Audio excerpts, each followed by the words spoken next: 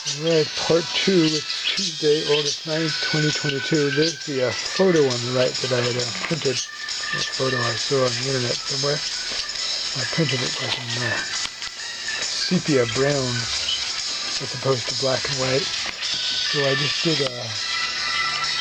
using brush and watercolor in the tin there. I laid in a wash there, and I'm going to be going over it with my usual pointless technique of dots. I believe I have a bottle of a dark brown ink to do the hair and so on.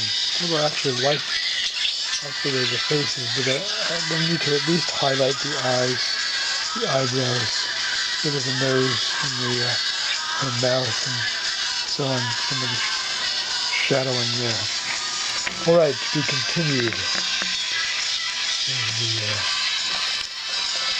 the rocket-propelled gefilte RPG, which I'm probably I think I'm gonna redraw this portion of it as opposed to that here. Okay, to be continued.